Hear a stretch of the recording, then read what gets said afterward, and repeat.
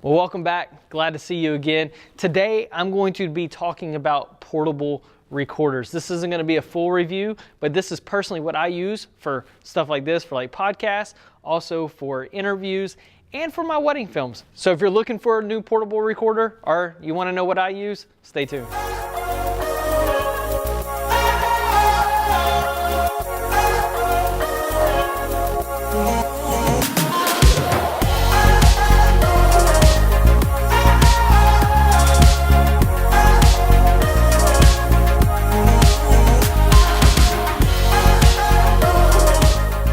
I'm going to give you a little bit of history of what I've been using to record audio. I remember the first wedding that I did, it was at this church in 2009. I showed up with my camera and I did not even think about audio. But thank God, I actually worked at the church and I was able to just record into a CD burner from our original console that we had in this room, in our auditorium. So I recorded that CD and I had a mic on the groom, so coming through the PA system. So basically I just recorded out of the PA system, and that's how I got the audio for the ceremony, because I wasn't even thinking about that. In fact, I didn't even show up with a monopod or anything. I had big tripods, and so I didn't really know what I was doing. So I learned a lot in that first wedding. So as soon as that was over, I went and purchased some Sennheiser wireless mics, and I thought that was gonna be the solution for my audio problems that I had while filming wedding. Well, the first wedding I did was 2 months later in a big Catholic cathedral in Lake Charles. And what happened was I was so worried about the day that I totally forgot to search for available frequencies. So as the wedding started, what happened was the mic started cutting out. So my mic was interfering with the church's wireless system, which is never a good thing. From then, I decided to do the other solution, which was portable recorders. The first recorder that I bought was this Zoom H1 handy recorder. I used to call this the handy dandy. And I love this. I could put a mic on in there, just line in, turn it on, put it on hold, put it in a groom's pocket and go. The only problem with this that I did not like is I couldn't put it in this pocket. I couldn't put it in his coat pocket because it would bulge out too much. And so I really didn't care for that. I always just put it on wave and put it on auto level, put the low cut on, and then I wouldn't even worry about it. So I bought 2 of these, one for the groom, one for the officiant. It worked perfect. And so that was my first one. This worked great, except I wanted something a little bit different, a little bit smaller. And so what I did then is I purchased the Olympus DM620.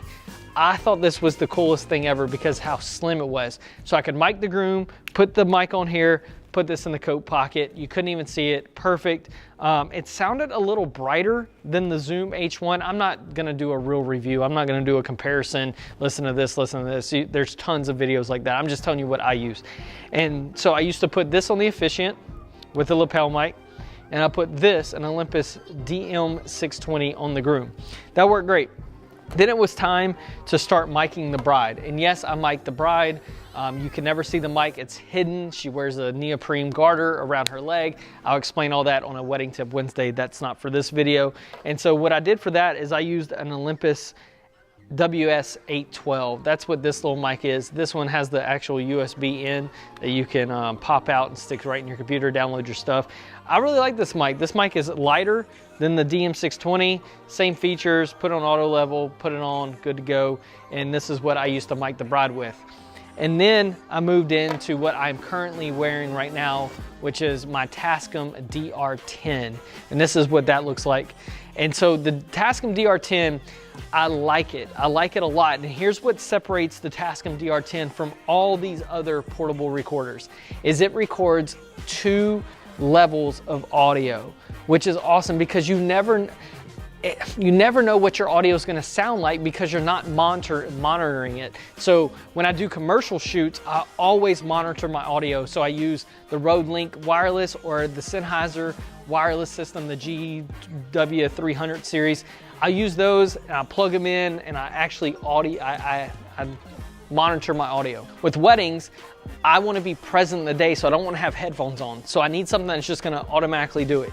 And so recording the officiant, recording the groom, and recording the bride always gives me a good source of audio, because even if I don't mic the bride, the bride is going to talk loud enough so the mic on the groom is going to pick her up. It may not sound the best, but at least it gives me something. But not monitoring audio, you never know if you're going to peak your levels. And so on the Tascam DR10, you're able to set your audio level here, and then you're able to record, you know, -6 or -12 dB lower than the original. So if something happens to peak, someone's yelling at the same time, you always have a backup audio source to go to. One more benefit to the Tascam DR10 over all these other portable recorders is they don't have a screw in for my 1/8 inch. So the Tascam DR10, you can actually plug a mic in and screw it down and it won't come out.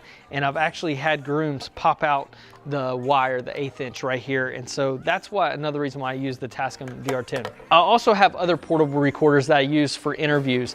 For some reason, if I'm shooting with the Sony a7 III or the Sony a7S II or something like that, I don't have an XLR in. And so what I like to do is record a boom mic.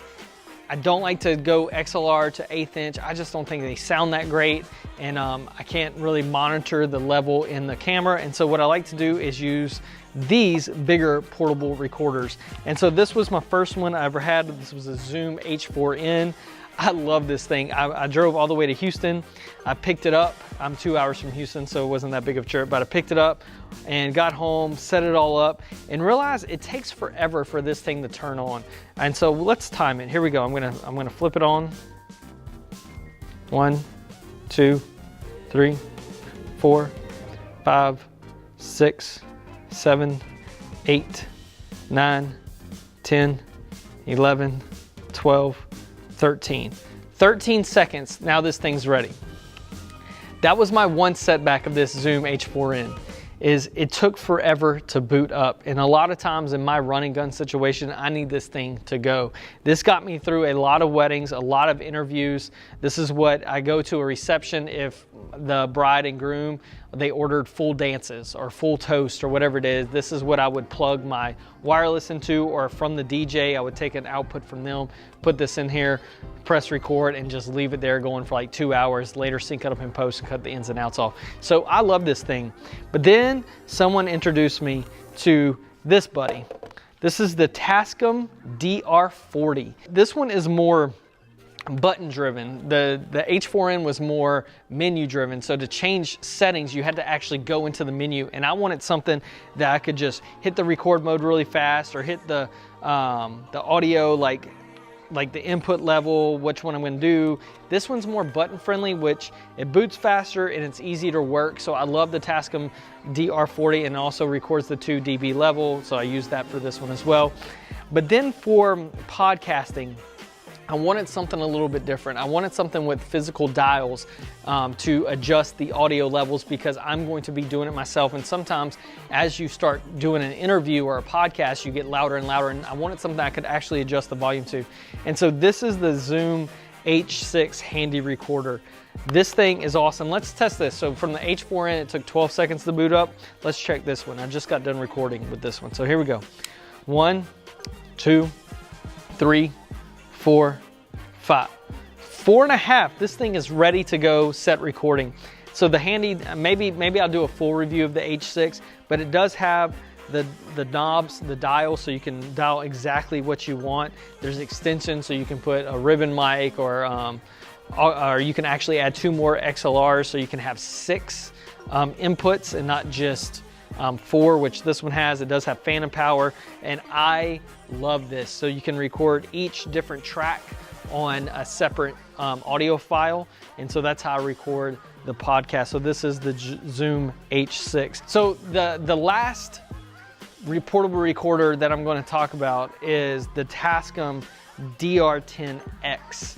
And what this one does, it's the same as the DR10L, but this one is actually XLR instead of 1/8 inch. And so this is now what I use to record reception entrances, outros.